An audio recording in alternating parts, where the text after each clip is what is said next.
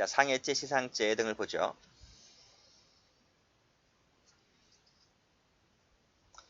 이건 뭐야? 이건 고의범이죠. 이건 과실범이고요. 그치? 그러니까 강간 등을 앞에서 뭐라 그랬어?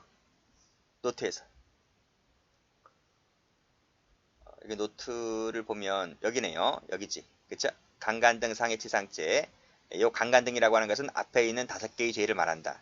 이 5개의 죄를 하던 중에 상해의 결과가 나오면 상해죄, 그쵸? 상해나 치상죄가 되고 사망의 결과 나오면 살인죄, 치사죄가 된다라고 말씀드렸습니다.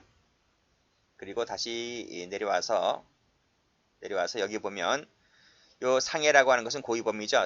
상해나 살인은 고의범입니다. 즉 강간 등을 하다가 고의를 갖고 상해나 살인하면 해당되는 범죄가 되는 것이고, 치상이나 치사는 결과적 가중범이죠. 과실로 인해서 생기는 범죄들입니다. 진정 결과적 가중범입니다. 이런 것은 다 총론 시간에 배우는 것들이에요.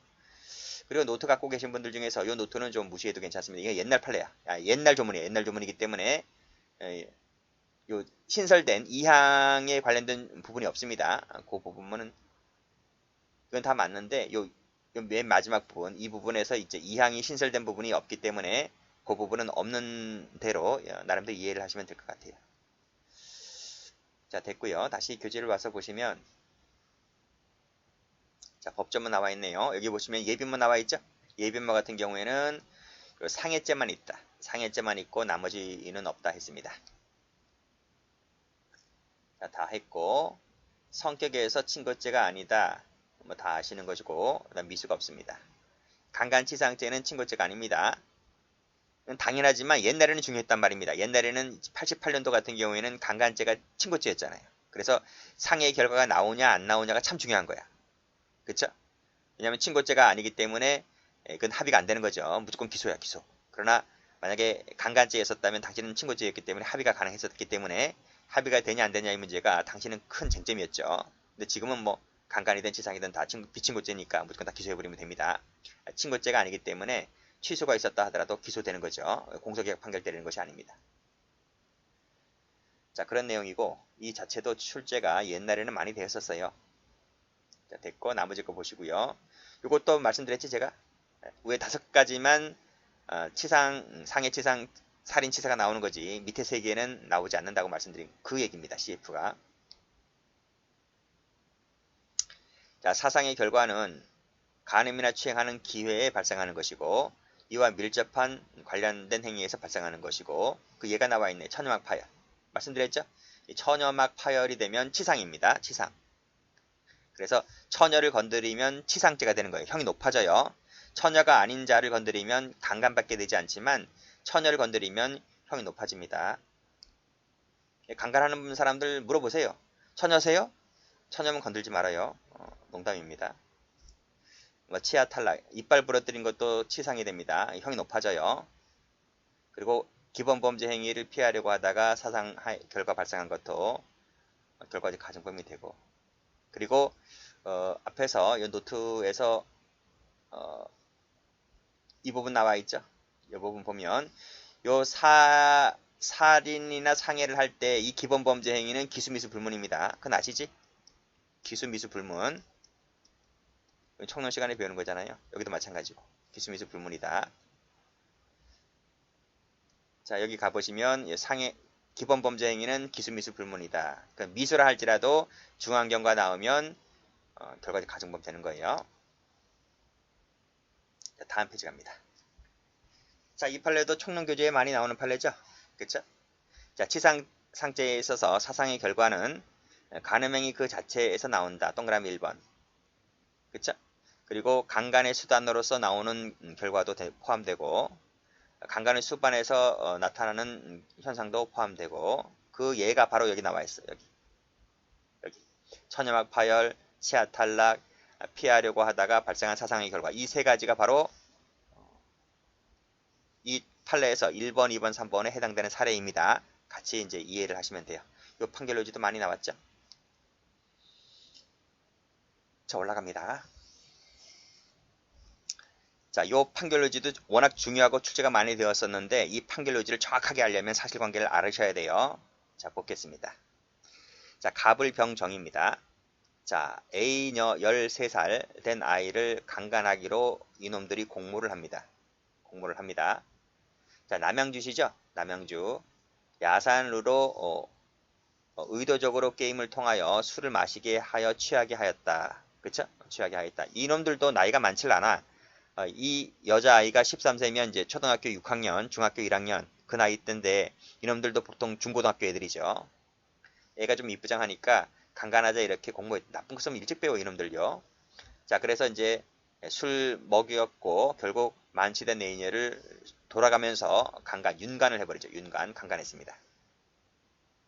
자, 그리고 갑과 을은 그 현장을 떠납니다. 그러니까 이 갑과 을이 나이가 제일 많은가 봐. 한두 살 더 많은가 봐. 먼저 떠나고 나머지 강간을 뒤늦게 마친 이 병정은 이제 강간을 그 후에 했기 때문에 나이도 이제 어리다고 봐야 되겠죠. 그래서 이놈들이 이 의식을 잃은 애인녀를 어떻게 할까? 그러니까 미리 그 전에 갑을 병정이 공모했겠지, 그치? 의식을 잃은 여성을 인적이 드문 비닐창고, 비닐하우스입니다. 비닐하우스에 옮겨놨다. 자, 보세요. 여기 이 내놈들이 하나, 둘, 셋, 이렇게 말고 갑, 을, 병, 정, A녀, A 여성. 자, 이렇게 강간했죠? 강간하고 그랬습니다. 이 사람 지금 의식을 잃었습니다. 그러니까 동네에 여기 이제 비닐하우스가 있는 거야. 비닐하우스가 있는데 여기로 옮겨놓으면 자기가 뭐 추운 겨울날이니까 뭐 정신 깨어나서 집에 가겠지라고 하는 거예요. 그래서 요 두 놈은 먼저 강간하고 집에 가고 나머지 두 놈이 이 A녀를 이렇게 비닐하우스에 옮겨 놓습니다. 됐어요? 여기까지 읽었어요. 자, 을병이 비닐 창고로 와서 또다시 옮겨놨지. 옮겨놓은 상태에서 여기서 이 두 놈이 또다시 추행을 합니다. 추행을 하고 이제 갑니다. 추행하고 갑니다. 가는데 병이 또 와. 병이 이제 을이 가는 걸 보고 자기가 또 생각이 났는지 이놈이 다시 와. 다시 와서 이 을녀를 다시 강간합니다. 강간하고 귀가를 합니다. 자, 그러니까 여기서 을병이 있다 그랬지. 그러니까 갑과 을이 갔는데, 자, 갑과 을이 갔어요. 갑은 갔어요. 갑은 영영 자기 집에 가고 여기서 을이 다시 와. 여기서 다시 와서 다시 추행 행위를 하는 거야. 그리고 을하고 누구야? 병이라 했나? 그러니까 을은 갔는데 자, 을은 여기서 이 추행을 하고 을은 이제 완전 집에 갑니다. 가고 이제 여기서 병이라는 사람이 남아서 다시 이 여성을 강간하죠. 그리고 이제 결국 귀가하였고 결국 그 여자는 저체온증으로 사망하게 됩니다. 이때 네 놈의 죄책은 하는 거예요. 이해되시죠? 자, 됐습니다. 자, 여기서 강간할 때, 윤간을 할 때 이 여성을 추운 겨울날 비닐하우스로 놓으면 추운 겨울날이었기 때문에 이 여성이 자칫하다가는 저체온증으로 사망할 수 있다는 점에 대해서 조금이라도 예견 가능성이 없었을까? 있었다는 겁니다. 그렇기 때문에 예견 가능성도 있고 상당 인과관계도 있기 때문에 상당히 인과관계가 인정되어서 이 사망에 대한 결과 책임을 지는 거예요. 그쵸? 그래서 강간이 끝마친 후에 비닐하우스를 옮겨 놓았을 때 치사라는 결과에 대해서 예견 가능성이 있기 때문에 강간치사죄가 되는 것이다. 이런 말입니다. 자, 이 강간치사죄라고 하는 것은 가장 마지막에 강간한 놈 있지. 그치? 가장 마지막에 강간한 놈, 이놈만 책임지는 게 아니죠. 왜냐하면 이 A라는 여성을 비닐하우스에 옮겨 놓을 때에는 처음부터 애당초 갑을 병정이 다 합의를 봤던 거야. 합의를 봤던 부분이기 때문에 설령 가장 마지막에 이 병이라는 놈이 강간했다 하더라도 비닐하우스로 옮겨 놓자라고 하는 부분은 다 합의를 본 부분이기 때문에 이 사망에 대해서는 책임을 져야 한다는 거예요. 그쵸? 그런 내용입니다. 그래서 여기 판결문지 읽다 보면 여기 위 비닐 창고에서 피해자를 재차 강제 추행한 놈이 누구지? 요 갑을 뺀 나머지 놈들이지. 그러니까 을병정이 있었나요? 그쵸? 을병정 이놈들이었다는 거지. 그쵸? 그래서 재차 강제추행하거나 마지막에 강간하거나 이러한 놈이 있다 손 치더라도 그놈들 모두 다 뭐가 된다? 강간치사죄가 된다. 이런 말입니다. 근데 이제 갑 같은 경우는 처음에 강간하고 말았잖아요. 강간하고 그 다음에는 관여를 안 했잖아요. 그치? 관여를 안 했습니다. 비닐하우스 옮겨 놓을 때도 갑은 빠졌어. 나머지 놈들이 이제 합의해 봐서 이제 옮기는 거지. 그래서 갑은 강간만 책임지는 것이고, 나머지 이제 비닐하우스에 옮겨 놓은 새놈들 전부 다 치사죄 책임을 지는 것이고, 여기 나와 있죠. 치사죄 책임지는 것이고, 갑은 비닐하우스에 옮겨 놓은 부분에는 관여를 안 했기 때문에 이름은 강간죄만 책임진다는 것인데, 그 부분은 중요한 것이 아니고요. 여기를 잘 보시면 돼요. 재차 뭐 추행하거나 강간하거나 한 놈들이 있다 하더라도 비닐하우스 참교에 옮겨놓은 놈들 모두 다 중한 결과에 대한 예견 가능성이 있기 때문에 강간치사죄 책임을 진다. 이렇게 보시면 되겠습니다. 여기서 저체온증 사망 밑줄 그시고 비닐 창고로 옮겨놓았다 동그라미. 이게 바로 뭐다? 요 옮겨놓을 때 중한 결과에 대한 예견 가능성 등이 있다. 이렇게 보시면 됩니다. 이건 결과 부분이니까요. 자, 됐습니다. 요 답이 출제되는 게 아니에요. 답은 출제가 안 되고 요 판결류지만 출제가 돼요. 색깔 칠할게요. 이 부분 색깔 칠할게요. 요 색깔 칠하는 부분이 바로 뭐가 된다? 상당 인과관계가 있다. 이렇게 보시면 돼요. 자, 기본 범죄는 기수미수 불문인데라 그랬죠? 그래서 미수에 그쳤다 할지라도 그렇지? 중한 결과 발생하면 치상죄가 됩니다. 그리고 꺽쇠 2번은 했고 위에서 했습니다. 자, 상해 관련해서 극히 경미하다 세모, 경미세모, 자연적 치유는 상해 안 된다 그랬죠? 그러나 그 정도를 넘어버리면 상해 된다 그랬죠? 어디서? 상해죄 파트에서. 여기 나오잖아. 상해 된다. 상해 안 된다. 그리고 일단 끊고 그리고 상해인지 아닌지 그러한 정도를 넘는지 아닌지는 객관적 일률적 판단이 아닙니다. 판단이 아니고 연령을 봐. 그러니까 나이가 어린지 적은지. 이건 어리잖아요. 13세 아이 아주 어린 애잖아요. 그렇죠? 그러나 성인 여성 같은 경우는 좀 다르죠. 성인 여성도 좀 다르고 이 성인 여성이 또 음행의 상습이 있는 여성인지 아닌지에 따라 또 틀리고 뭐 체격이나 신체 조건들 이런 정신상의 상태들 여러 가지를 종합적으로 판단해 봅니다. 그러니까 객관적 인리적 판단 된다 그러면 틀려요. 자, 그 다음 판례. 상해라고 하는 것은 육체적 기능뿐만 아니라 정신적 기능도 포함된다 그랬습니다. 그 사례가 바로 여기 나와 있지. 외상 후 스트레스 장애 동그라미. 이게 바로 뭐예요? 좀 어려운 말인데 우리가 보통 하는 말 트라우마. 우리 트라우마 생긴다 그러지? 그겁니다. 트라우마. 그럼 트라우마는 도대체 뭐냐? 여기잖아. 불안, 불면, 악몽, 자책감, 우울감정, 대인관계 회피, 무관심, 흥미생활의 증상. 이게 바로 뭐야? 이게 트라우마야. 강간당한 상태, 강간당하고 나서 이 을려가 불안, 불면, 악몽, 자책감 등에 시달렸다는 거지. 자기 아빠도 싫어. 아빠도 늑대처럼 아주 꼴 보기 싫어. 그래서 문 닫고 안 나와요. 엄마 외에는 안 만나. 엄마도 잘 안 만날라 그래. 6개월 동안 외출을 안 해. 그치? 여기 나와 있네. 6개월 동안 정신과 치료를 받았다고.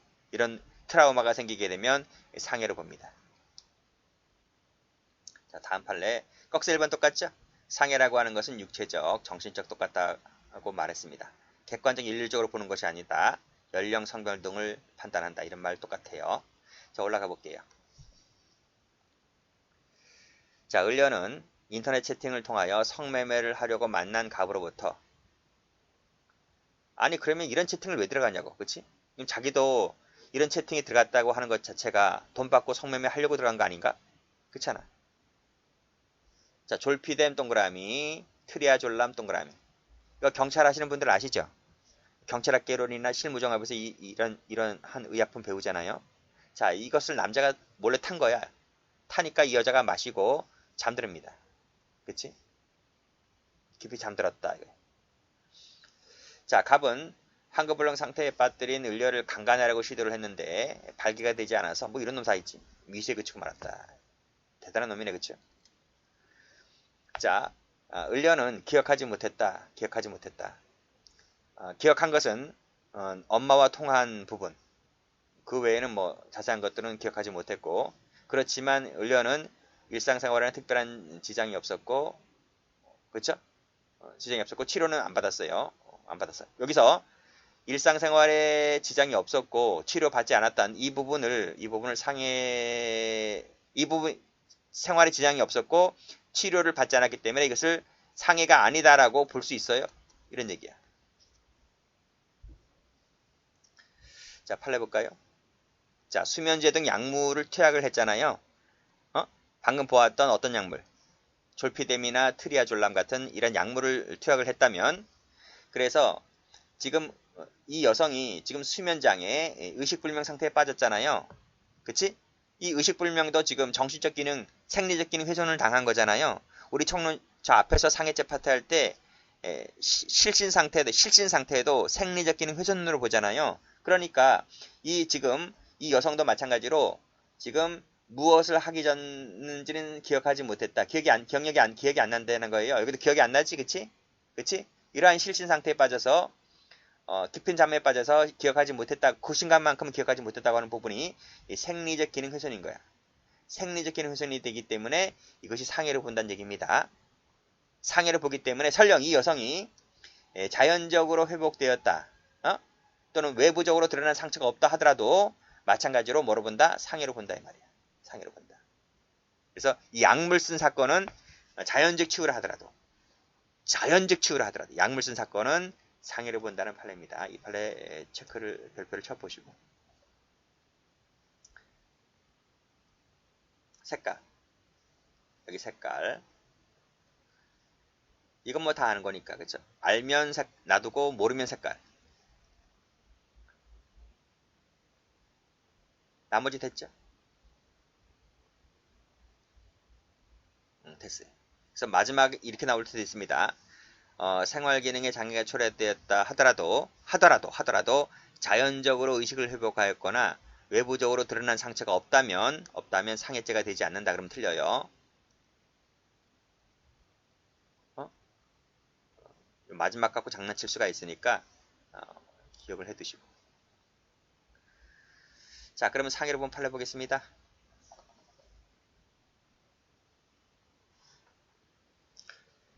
특이 체질입니다. 천연막 파열되면 요거 상해로 봅니다. 관절 건드리면 상해입니다. 이 관절이죠? 이 관절이야. 슬관절은 무릎슬입니다. 무릎 관절입니다. 관절 두 개 있잖아. 팔꿈치 관절이 있고 무릎 관절이 있는데 슬관절은 무릎 관절을 말합니다. 관절 건드리면 못 걸어요. 지팡이 짚고 다녀야 돼. 지팡이 짚고도 안 돼. 그래서 상해를 봅니다.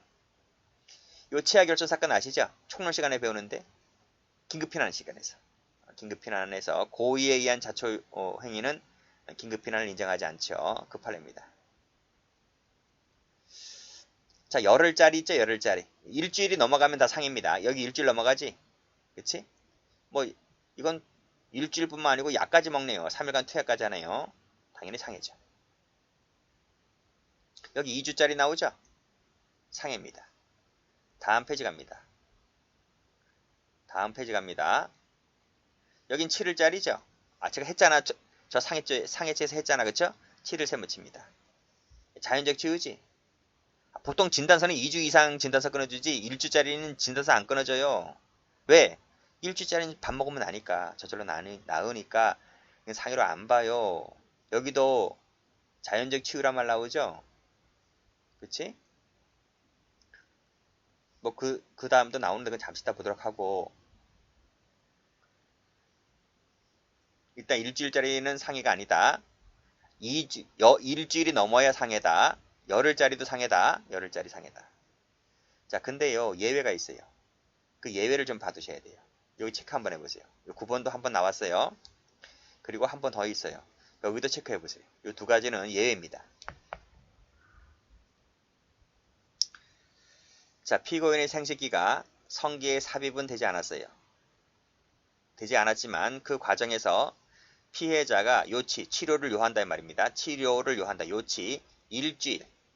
자, 여기 일주일인데 여기 찰과상, 좌둔부 찰과상이 뭐야? 엉덩이 왼쪽 둔부. 왼쪽 엉덩이 둔부. 거기 찰과상을 있게 했다 했는데 판례가 이것을 상해로 봤어. 이거 외우셔야 돼. 자, 요 사실관계 잘 익혀두세요. 원래 일주일짜리는 상해가 아닙니다. 그게 일반적인데 예외는 있다고요. 그치? 예외는 있다. 그러니까 요 피해자가 좀 다른 여성과 좀 다른가 봐. 그치? 우리가 상해인지 아닌지는 그 연령, 뭐 건강 상태, 정신 상태 등을 본다고 했잖아요. 그러니까 일률적으로 평가하는 게 아닙니다. 뭐 공식적으로 딱 1주는 무조건 안 되고 2주는 무조건 되고 이게 아니고 약간의 탄력성을 줍니다. 그래서 이 사건 같은 경우는 아니라 되는 거로 봤다. 이렇게 보시고 그 다음 판례 보시면 콧등이 부죠. 콧등이 분 거. 이 콧등 분 사건이 하나밖에 없는데 이것도 일상생활 하는데 하등 지장이 없어요. 자연적 치유가 되는데도 불구하고 이거 된다고 봤어요. 그래서 요거는 색깔을 좀 표시를 해요. 콧등이 분 사건은 상해가 되는 판례로. 출제가 좀 많이 됐던 판례입니다. 이거 좀 기억을 해두시고 요거하고 앞에 거 두 개는 예외다. 예외다. 나머지는 뭐 쉽잖아요. 나머지는 다 쉬운 것들이고. 자, 그 다음요. 자, 요 두 가지 묶어볼까요? 자, 외음부 부에 염증이 생겼어요. 염증. 밑줄 거봐요. 밑줄 거요. 염증. 여기 이틀밖에 안 돼요. 여기 피멍 들었어요. 그러면 이게 정상 일반 여자 같은 경우는 이게 상해로 안 보잖아요.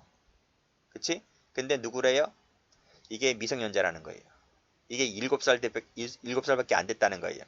그래서 이것은 아무리 피해가 경미하다 하더라도 그 경미하다는 부분은 성인을 기준으로 했을 때 그런 겁니다. 근데 꼬맹이다 보니까 7살 꼬맹이 미성년자다 보니까 요 정도만 하더라도 이것은 상해로 본다. 이것을 우리가 상대적 상해 개념이라 합니다. 상대적 상해 개념. 그러니까 상해라는 개념을 좀 상대적으로 보겠다. 피해자 등의 연령 등을 고려해서 보겠다는 개념이 상대적 상해 개념이라고 하는 것인데 학자들은 그것을 인정해야 된다라고 주장했는데 판례가 그걸 받아준 겁니다. 받아준 거. 그래서 상해를 인정했던 판례입니다. 출제가 좀 되었죠?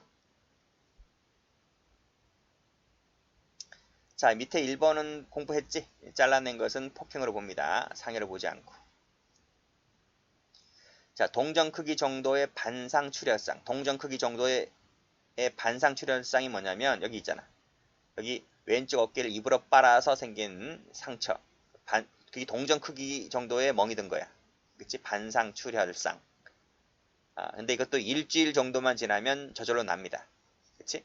그래서 이 정도는 뭐 일주일 같은 경우는 여기도 걸리고 여기도 걸리는 것이지만 일주일은 제가 상해가 아니라 그랬잖아요. 여기 말고 이제 여기 동전 크기 정도의 반상 출혈상은 이 판례 하나밖에 없으니까 이것도 출제가 많이 됐었어요. 판례는 상해로 보지 않았습니다. 이 뭐 긁힌 건데 뭐 그치? 긁힌 상처는 상해가 아닙니다. 그리고 이미 성행위 경험이 있습니다. 처녀가 아닌 거야, 그치? 성행위 경험이 있다 보니까 3, 4일 정도의 치료를 요하는 그 충혈, 근육통이 생겼다는 거죠. 이것은 밥 먹으면 잠자면 나기 때문에 굳이 이건 상해로 보지 않습니다. 이기면 나이가 어리고 처녀, 그쵸, 성경험이 없는 여성이었다면 이것도 상해로 볼 수는 있지만 이건 뭐 피해자 나이대가 안 나와 있지 나이대가 없으면 다 성인입니다. 성인이고 경험도 있고 그래서 이것은 상해로 보지를 않습니다. 자, 그럼 약간 헷갈린 것들은 색깔 칠해 볼까요? 여기 동전 크기 정도의 반상 출혈상 색깔 다른 거로.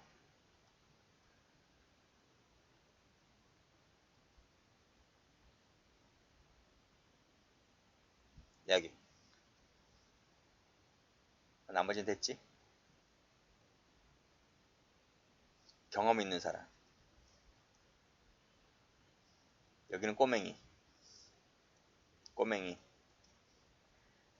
됐습니다. 자, 주관적 요건 뭐 쉽고요. 넘어갑니다. 자, 밑에 거 보죠. 이건 뭐냐면 자, 강간을 한 후입니다. 강간을 한 직후에 그쵸? 강간을 한 직후에 그 즈음이니까 그 즈음이라고 하는 것은 강간한 직후라는 거야. 직후에 질식사인데요. 질식으로 사망시킨 건데 그 즈음이라고 하는 것은 요 강간한 직후 이 질식하게 할 때 이겁니다. 강간죄의 살인죄의 고의를 갖고 이렇게 눌러버린 거야. 이렇게. 됐어요? 그러니까 강간이 끝났습니다. 강간이 끝났고 여성이 내 얼굴 알잖아요. 내 얼굴 아니까 신고할 것 같으니까 이 강간을 끝마친 바로 그 즈음에 살인 고의를 갖고 목 눌러버리는 거야. 그랬을 때 살인죄를 인정했던 판례죠. 쓸어버려야 돼, 이런 것. 이런 건 깜빵 가가지고 죽을 때까지 못 나오게 해야 됩니다, 이런 놈들. 그쵸? 형도 높을 거야. 강간 살인죄 같은 경우는 10년 이상, 20년 이상 엄청나게 높아요, 형이. 자, 밑에 판례 많이 봤지? 예, 저항이나 마찰 없이 성행위를 했습니다. 성행위 당시에 저항도 없었고 여관에 투숙할 때도 아무런 저항이 없었고, 근데 갑자기 여성이 돌변하는 겁니다. 그쵸? 갑자기 여성이 막 신고 전화도 하고요, 구조 요청도 하고요. 그랬다고 했을 때 남성은 그럼 처음부터 반항하든지, 그쵸? 들어갈 때 왜 반항 없었고, 성교할 때도 왜 반항이 없었고, 왜 끝나고 난 다음에 이렇게 갑자기 여자가 돌변하냐는 겁니다. 그랬을 때 여성이 탈출하려고 한 부분에 있어서 남성의 예견이 안 돼요. 그렇지? 그래서 치상죄 결과적 가중범 책임을 지지 않는다. 이것은 총론교재도 많이 나오는 판례입니다.